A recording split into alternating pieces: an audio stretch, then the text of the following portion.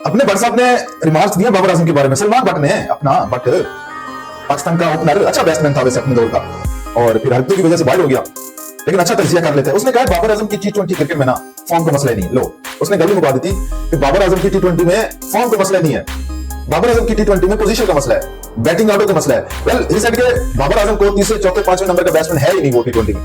बाबर आजम टी20 match में opener बल्लेबाज है, उसको ओपनिंग करवानी चाहिए बगैर कोई चीज सोचे समझे।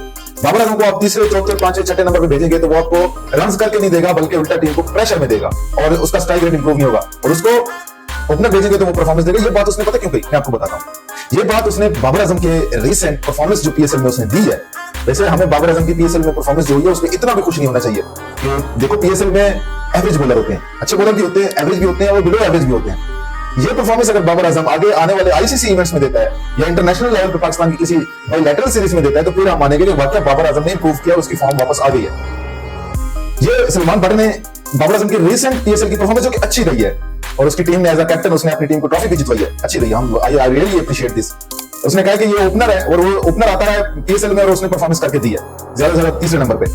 तो सलमान भट्ट का भी ये ख्याल है, वैसे ये ख्याल सिर्फ सलमान भट्ट का नहीं है, ये काफी सारे लोगों का ख्याल है।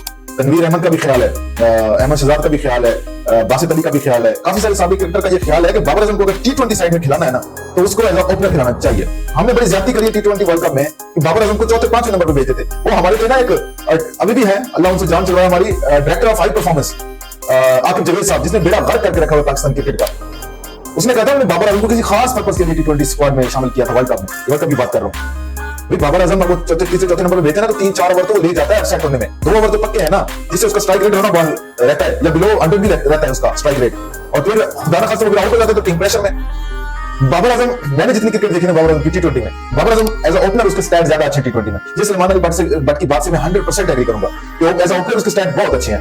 वो पावर प्ले में स्कोर करता है और अच्छी रन रेट से करता है और उसका स्ट्राइक रेट भी अच्छा होता है। जब बाबर आजम ओपनर है वो 50+ स्कोर बना दिया टी20 में, और उसकी जो सेंचुरीज है वो भी ओपनिंग पोजीशन पे, जिस मैच में उसने ओपनिंग की है टी20 में, उस मैच में उनकी सेंचुरी भी उसी मैच में है, और किसी नंबर पर उसकी सेंचुरीज भी नहीं है। तो इस तीसरे चौथे नंबर पे बाबर आजम की टी20 में स्टैट बिल्कुल खराब है। हाँ, ओडीआई में वो है तीसरे नंबर का, चौथे नंबर का बैट्समैन टेस्ट में भी, लेकिन टी20 में वाकई सलमान अली भट्ट के बात से मैं एग्री करूंगा कि बाकी जितने भी साबिक क्रिकेटर कह रहे हैं कि बाबर आजम को टी20 में ओपनर भेजना चाहिए, मैं उनकी बात से एग्री करूंगा।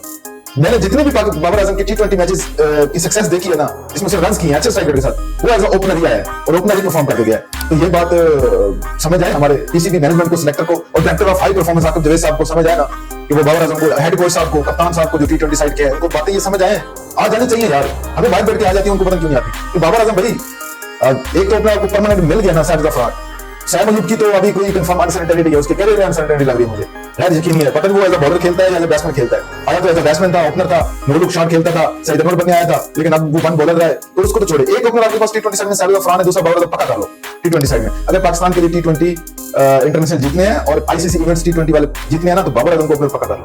बाबर आजम के बड़े अच्छे रिकॉर्ड है, स्टैट्स एज अ ओपनर।